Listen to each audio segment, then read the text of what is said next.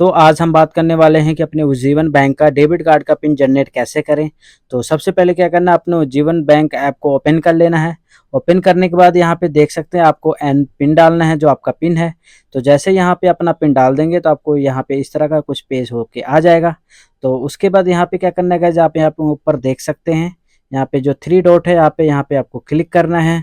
तो जैसे क्लिक कर देंगे तो उसके बाद आप यहाँ पे देख सकते हैं सर्विस का ऑप्शन है, यहाँ पे आपको क्लिक करना है। तो जैसे क्लिक कर देंगे, यहाँ पे देख सकते हैं सेकंड नंबर पे डेबिट कार्ड है, यहाँ पे आपको क्लिक करना है। तो जैसे यहाँ पे क्लिक कर देंगे तो यहाँ पे देख सकते हैं फर्स्ट नंबर पे यही है, सेट डेबिट कार्ड पिन। आपको यहाँ पे क्लिक करना है। तो जैसे क्लिक कर देंगे तो यहाँ पे क्या है, अपना कार्ड नंबर को सिलेक्ट करना है।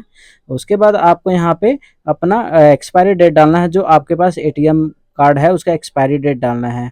तो जैसे यहाँ पे हम डाल के दिखाते हैं आपको, यहाँ पे अपना एक्सपायरी डेट डालने के बाद उसी एटीएम पिन में एक सीवीवी नंबर होगा 3 अक्षर का, वो भी यहाँ पे आपको डाल देना है।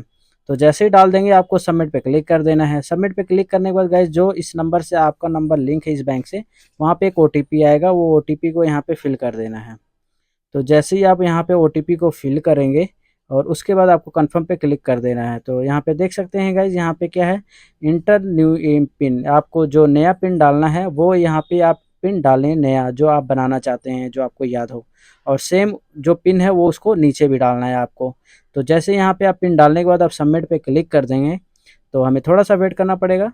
यहाँ पे देख सकते हैं guys, you have successfully generate your debit card pin. हमारा जो पिन था वो जनरेट हो चुका है सक्सेसफुली।